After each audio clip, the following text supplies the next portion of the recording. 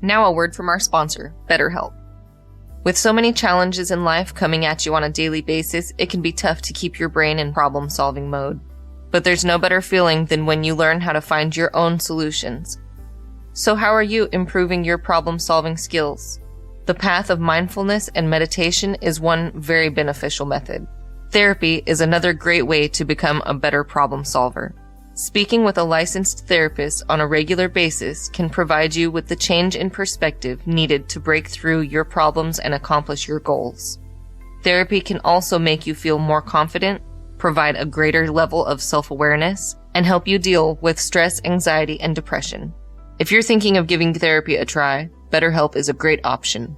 It's convenient, accessible, affordable, and entirely online.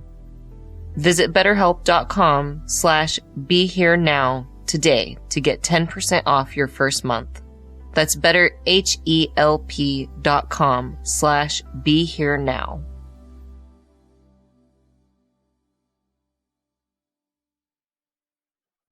A combination of seeing the suffering in the world and also taking on the practices ourselves and seeing that transformation occur within us to make us really want to push and make this difference. And then, after working with that first group of guys for just a year, you could see it. You could see such a large difference the impact had on them within just a year's time that we kind of knew, man, we got something here. And that's when we just kept growing the program and spreading it.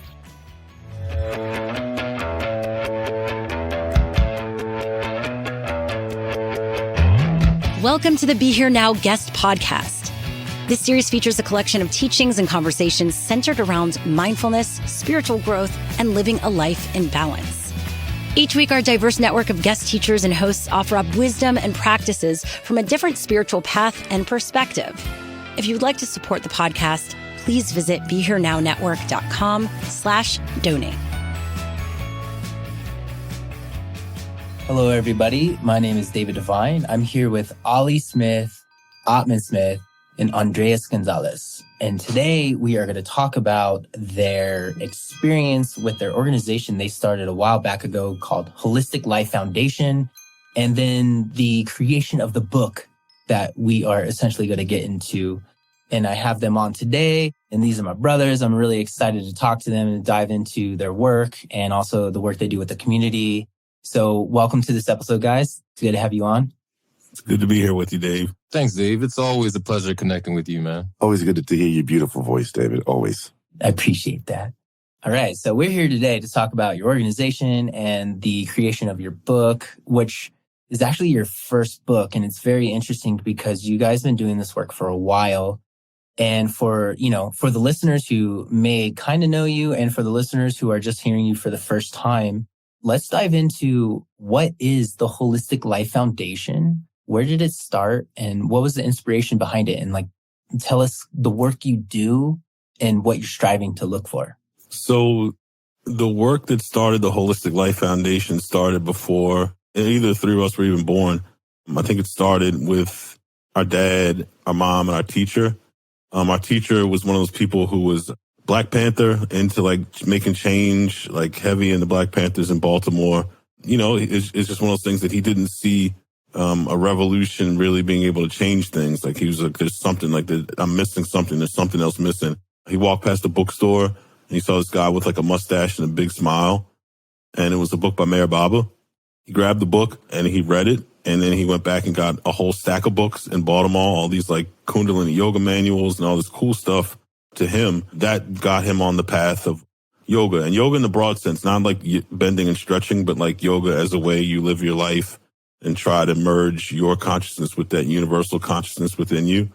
He was all about it. Our dad was his homie. They were friends in college and stayed really good friends. I mean, they had to stay good friends. If me and Atman he's me and Atman's godfather. So we've known him our whole life.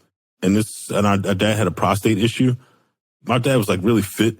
Probably at that point, our dad was a little under 6 feet, 240, all muscle. He was solid, but he was all about his physical health. But he had a prostate issue. He was a teacher in sports too, right? He was a coach. He was a PE teacher and a coach. Yeah, he had that background of physicality. Yeah, his degree was even in kinesiology. He was all about physical fitness. And he's coached like every single sport. I remember he coached basketball, baseball, football, swimming. One year he even coached ping pong at the school just so we could have access to the gym so people could play, his kids could play basketball after they finished playing ping pong. It was cool because like at that point we were living, like when we stayed with our dad, we were staying with his girlfriend and they got rid of the dining room table. So the dining room table was like a ping pong table. So like we would play ping pong and eat and play ping pong and eat. And like he was good. He would kick our asses, but he was good. He had the prostate issue. Went to our godfather and was like, man, like I don't like that prostate exam was the pits. Like I don't want to deal with that. You know, like you'll hear us say Uncle Will a lot. Uncle Will's our godfather. He was like, well, I got these 4 things I can show you to fix your prostate. You know, our dad's like, bullshit, man. How you going to show me, how you going to show me 4 things just going to fix my prostate? And it was just like 4 stretches. Showed them to him. My dad did them. He came back and was like, yo, like, I need some more of that. Uncle Will sent him a copy of the complete illustrated book of yoga. Our dad dove into that. Like, he really got into hatha because, like we were just talking about, he was really into physicality. So I think the hatha practices kind of spoke to him. And then they started going around to, like, all these, like, ashrams and churches around the area, Baltimore, D.C.-ish area, learning Kundalini, learning Tantra. They joined a church, the Divine Life Church of Absolute Monism at the time, which became the Divine Life Church of Absolute Oneness, a church that me and Atman grew up in, based on self-realization fellowship and Kriya Yoga. All this was going on before me and Atman were born. And actually at that time, my mom got into like being vegan, and they went to, there was some like Hare Krishna temple in DC that she would go to learn how to make really good vegetarian food because she wanted to eat well if we were going to be vegan, be vegetarian. So all this is going on. Me and Atman are born, and we're thrust into like this kind of yogic vegan lifestyle. But in like the early 80s, when people looked at us like we were crazy when they found out what was going on in our house. And, you know what I mean? Now we'd have been the coolest motherfuckers on the planet, like being vegan and doing yoga and meditating and all that stuff. But back then, it was just weird to everybody. So, you know, our dad would get us up in the morning, make us meditate before school every morning. We didn't find out until a lot later that we were doing transcendental meditation. Actually, maybe like within the last 5 years. What do you think, Atman? We found out it was actually transcendental meditation we were doing. Yeah, I think within the last 5. Yeah, so we found out it was like transcendental meditation was he was teaching us. So it was like our morning routine was we would go and we would meditate with our dad. There was like this little black and white TV that popped up out of this radio in the kitchen that we would watch. We would watch Scooby-Doo and Woody Woodpecker, eat our breakfast and go to school every single morning. Like that was like clockwork. Like the screen on the TV was probably like, I don't know, like 4 inches across. Like it was tiny, but it was like we would be crowded around this TV watching cartoons after we meditated. That was our introduction into the practice. Like I said, we grew up in the Divine Life Church of Absolute Oneness, run by Acharya Peter, who became Swami Shankarananda later, who always talked about truth is one, people call it by various names, and talked about the commonality in all religious practices. The underlying spiritual truths of all of them were exactly the same.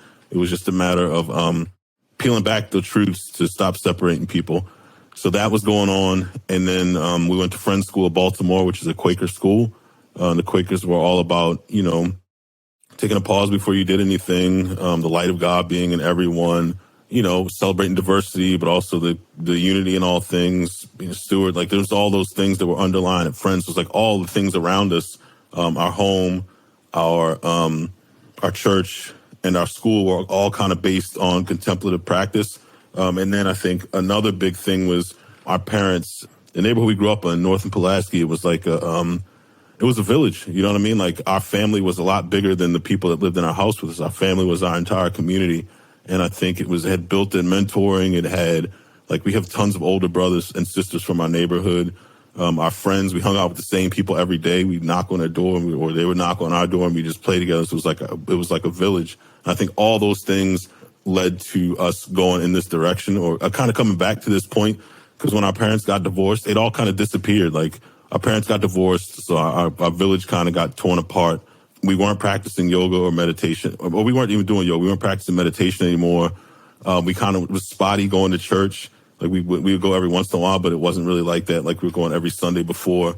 And then, yeah, no more meditation. And we weren't vegetarian anymore. So it's like all that stuff that was like a base for us kind of disappeared. All of it other than Friends disappeared. So it was like, but, you know, it was still, the seeds were still there somewhere because this is what we're doing now. And then fast forward, if somebody wants to take over from there. Yeah, fast forward to college. We all went to University of Maryland College Park, and we met Andy, our business partner, Andres, at the meditation retreat that we went to. Just joking, we didn't meet there. We met at the bars. We were hanging out, partying, and having fun doing what college students do. And, we were like those guys that were like the first ones at the party, last ones to leave. We were like raging party animals. And, I don't know how it happened, but our partying ended up turning into a book club. I guess at the end of the night, we would sit around and philosophize and ask questions like, why are we here? What's the purpose of life? After college, what are we going to do? We're just going to go get a job. And all of those questions kind of led us to kind of start a book club to look for these answers. And, we went to all the different obscure libraries all across campus and, researched like creational theories, religions, ancient history, philosophy, astronomy, astrology. And, it seemed like the more we read, we had more questions. And, they would always talk about the answers within. They would never tell you how to get within.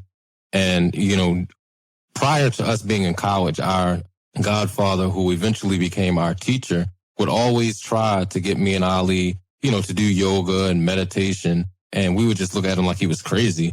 And, at that time in college, when Andy, Ali, and I were like thirsting for knowledge and trying to find that answer that's within us, he just popped up on the scene and asked us, we asked him to be our teacher because we saw a manual on his altar where, it was one of those Kundalini books that Ali was talking about that he picked up in the late 80s or in the early 80s by Yogi Bhajan, where, it taught, a lot of miraculous practices, meditations that you can do. And, we're big into superheroes and Star Wars. And we asked him, we were like, yoga and meditation can help you do this. It can give you superpowers, man. Because, we were all about trying to be superheroes. Count me in. Give me them superpowers. That's exactly what we were thinking. We were like, we're going to become superheroes and save the planet, man. Yeah. And, he was like, some people that does happen. It's a byproduct, but it's not the purpose of, yoga and meditation. But, if you all are interested, you got to promise me two things. You got to show up at our house or at his house at 4:30 the next morning. And, you have to be teachers. I'll teach you everything that I know. Y'all just have to promise to be teachers. And, we went over there. We surprised him, knocked on his door at 4:29 in the morning. And, that's when our journey began. And, we realized through doing these practices that like that is that answer that we were looking at within. Like, what's the purpose of life? And it's connecting your universal consciousness with your individual consciousness and just trying to ease a lot of pain through these practices. And, that's what we saw. We saw it strengthened us mentally, physically, spiritually, and emotionally. And, we knew this was a technique or a tool that could help others too. So that's how we got into yoga. And, we didn't really know, what we wanted to do in life, after college. Our dad always preached to us, to be entrepreneurs and not to earn a check and be a check. And, he told us that he would support us, but we didn't really know what we wanted to do. We knew we wanted to help alleviate the suffering on the planet, but we didn't know how that was going to come to fruition. But in our last year of college, or my last year of college, Andy and Ali got the opportunity to be football coaches at a school that my mom was a teacher at or facilitating a program at. And, the principal, Ali and Andy used to pick up my mom from school, and she asked, like, what are they doing? Like, what do they have jobs, And they're like, no, they're just, finding themselves. And then the principal was like, would they coach football? And then, my mom came back to those guys and, proposed that to them. And that's where the whole idea of teaching kids yoga came to be. And, that was, our first program was teaching fifth graders yoga after school. Yeah, and I think a lot of the inspiration for us to do this work came from our own personal practice, when Ali, Atman, and I were getting together with Uncle Will, and we were living as hermits and really like seeing the world in a different way and taking these practices on and transforming ourselves, basically. I think that's one of the big parts. I mean, beyond when we were in college and we're talking to each other about how there's all this suffering in the world and we want to be these superheroes and make a difference and help save the world and all, I think a large part was we saw that transformation occur within us. And we knew that everyone could benefit from these practices in some way, shape, or form. So when we got that opportunity that I was talking about with those fifth grade group of guys, it was something where it was like, yeah, we love sports and football and stuff like that, but we kind of knew like, man, can we teach them this? Because, this has done amazing stuff for us. And if we could, I know for me, it was a little different for me. Ali and Atman had a practice a little more when they were younger, but I didn't. And I could only imagine at that point in my life how I was thinking like, man, if I had gotten these techniques and learned this stuff when I was little, like in the fifth grade, then I would probably be Superman already. You know what I mean? Like, so I think it was a combination of seeing the suffering in the world and also taking on the practices ourselves and seeing that transformation occur within us to make us really want to push and make this difference. And then, after working with that first group of guys for just a year, you could see it. You could see beyond the anecdotal stories of the teachers saying, oh man, such and such did this, or the mother was saying, oh, such and such did this, and I can't believe they're doing that. But you would see that there's not as many of them in detention.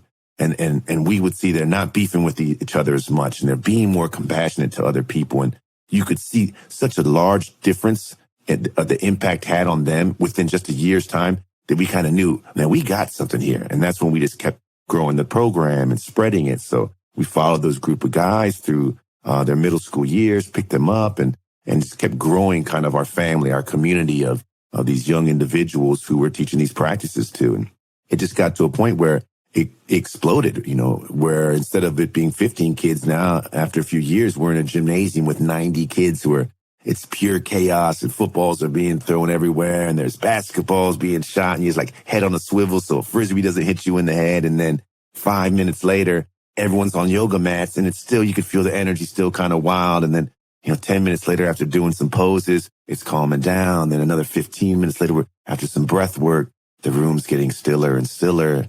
And then when we lay down and do the meditation, there's this peace. And it was so powerful to see this. And we just knew we were doing right. And I think something that really helped us out was we did the first ever randomized controlled trial study on urban youth and mindfulness practices. And once we got some evidence-based practices, a study that showed and proved, we in our hearts knew that this stuff works. But I think that's what really kind of put our name on the map and people started reaching out to us more. And then we started going out to different programs on our city, around the nation, around the world, and now we've been doing this for 20 years now. And I think that it got to a point where we wanted to tell our story. And that's kind of where the book came across. And I think there's a sense of science loves data and analytics and quantitatively proving something, even though you're in the space teaching it and you're literally seeing the transformation happen in front of you. You're watching, like, science doesn't do well with, the energy of the room shift.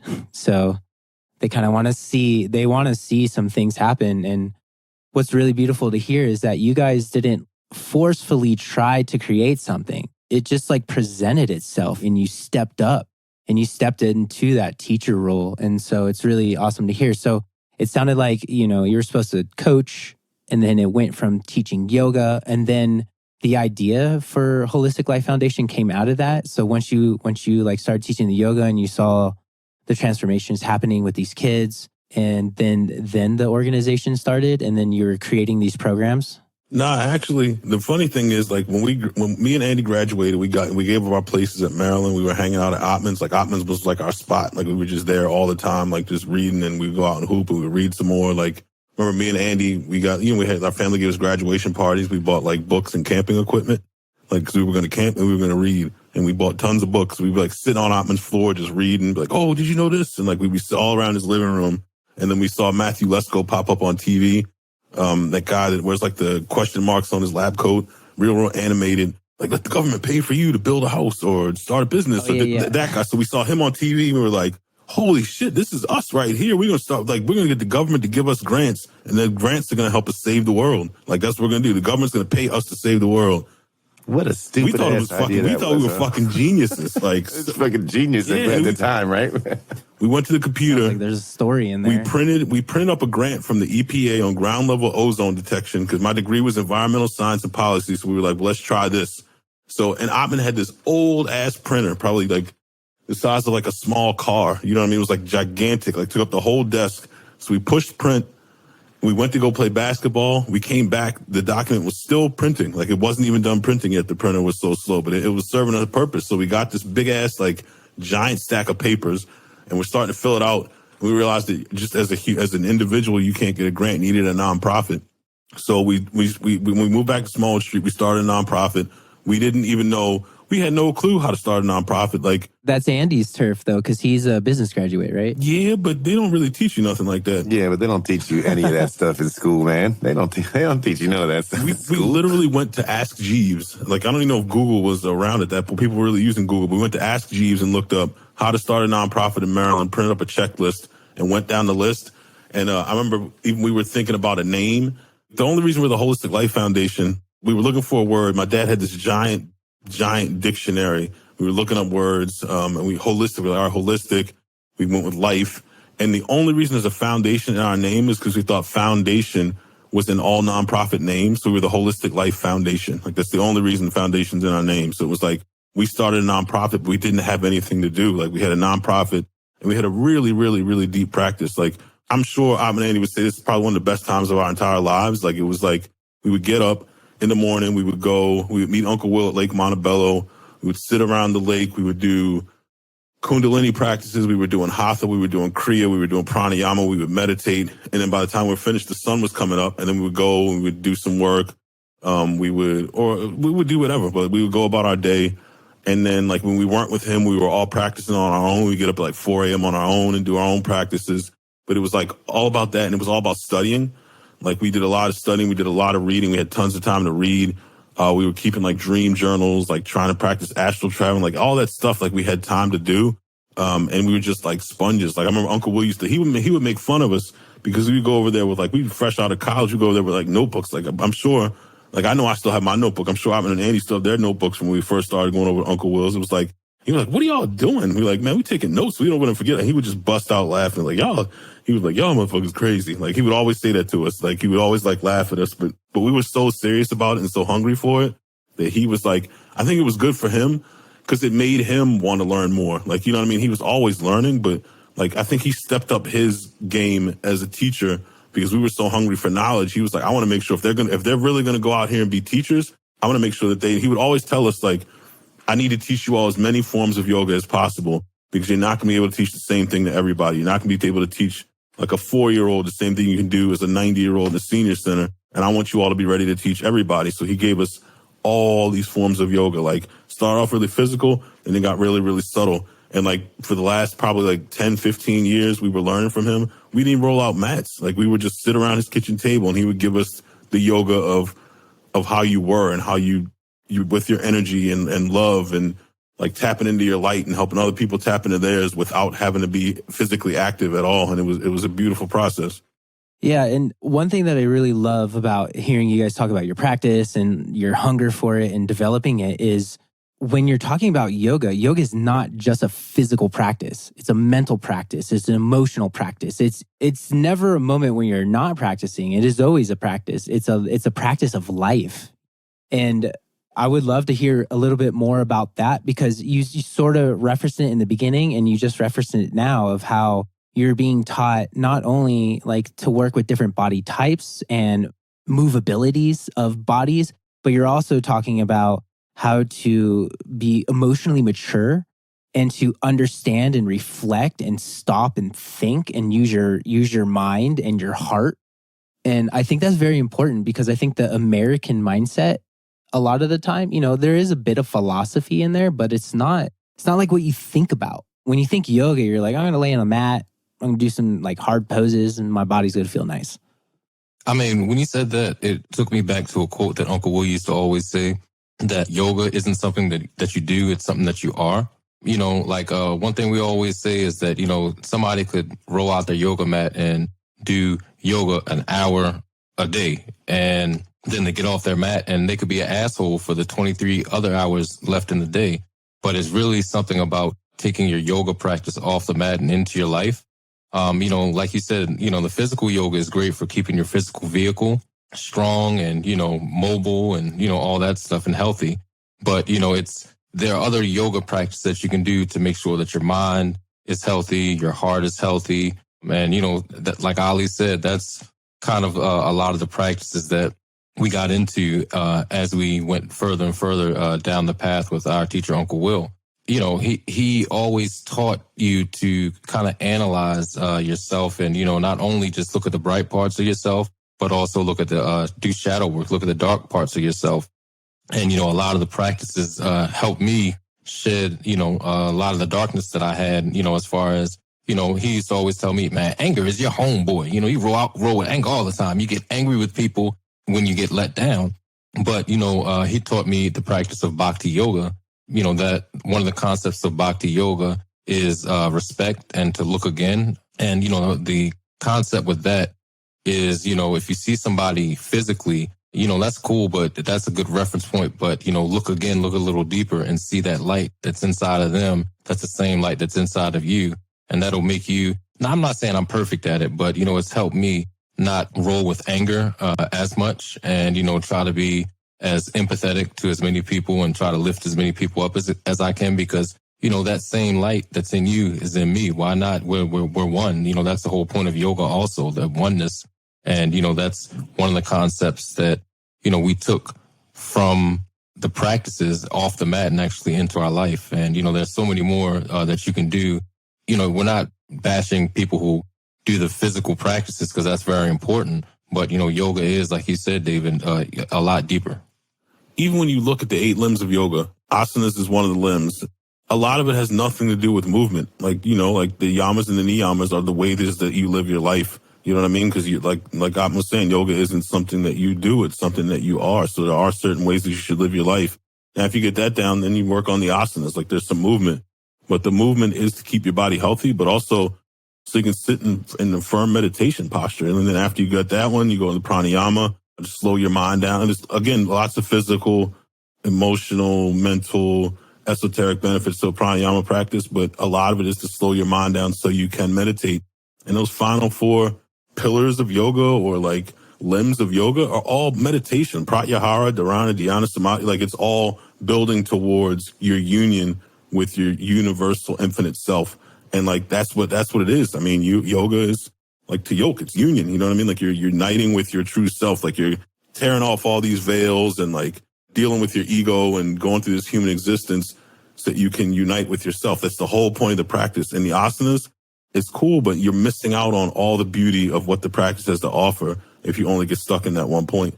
And that universal self that Ali's talking about is, that's the light within you. And that's the light that we're talking about in the book that we want everyone to let shine. That's why we called it Let Your Light Shine, because when you start tapping into that real infinite self of who you really are, then it's going to allow you to experience life in a different way. And if you're able to let that light shine through, then I think that's when love becomes that powerful force in the universe, that uniting force that connects and pulls us all together to be one and to be a more loving, just better planet. Yeah, and I'm thinking of 2 things right now. So I'm thinking about how the physical practice feels kind of ego-based because it's you. You can't do a physical practice for someone else. It's like yours.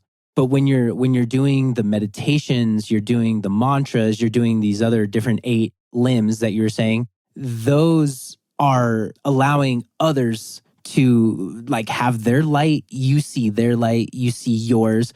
It benefits other people, but the physical practice just benefits you.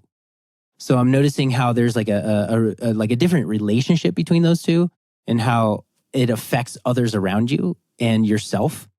And then the other thing I was thinking about was how, so yoga is not just body work. It's like mental, it's physical, it's feeling, it's mantras, it's being still with your mind.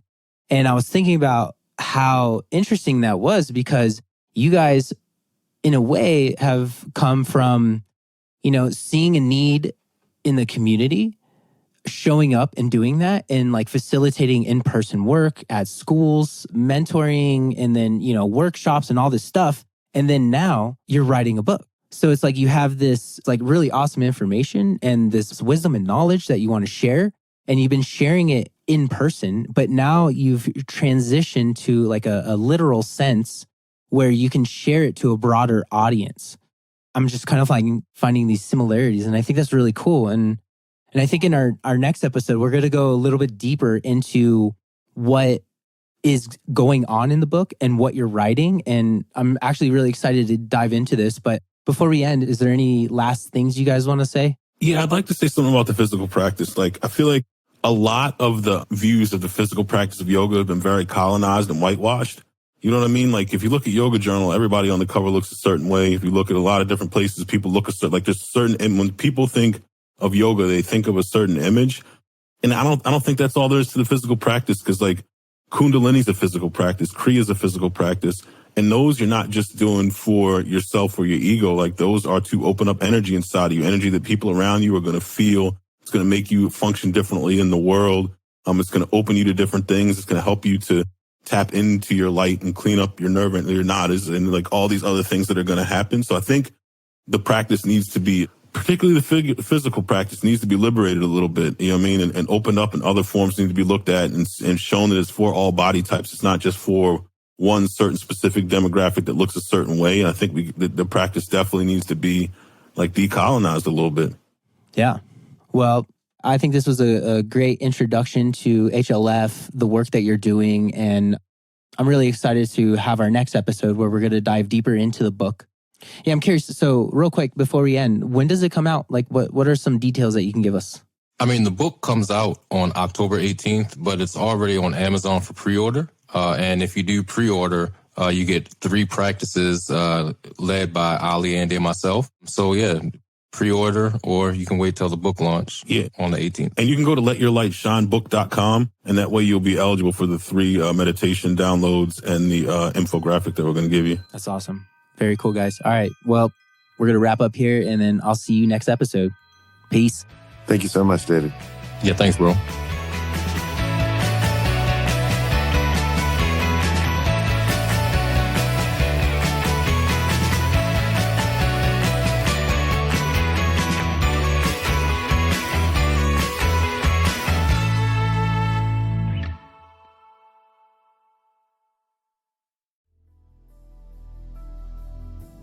Now a word from our sponsor, BetterHelp. With so many challenges in life coming at you on a daily basis, it can be tough to keep your brain in problem-solving mode. But there's no better feeling than when you learn how to find your own solutions. So how are you improving your problem-solving skills? The path of mindfulness and meditation is one very beneficial method. Therapy is another great way to become a better problem solver. Speaking with a licensed therapist on a regular basis can provide you with the change in perspective needed to break through your problems and accomplish your goals. Therapy can also make you feel more confident, provide a greater level of self-awareness, and help you deal with stress, anxiety, and depression. If you're thinking of giving therapy a try, BetterHelp is a great option. It's convenient, accessible, affordable, and entirely online. Visit BetterHelp.com/BeHereNow today to get 10% off your first month. That's BetterHelp.com/BeHereNow.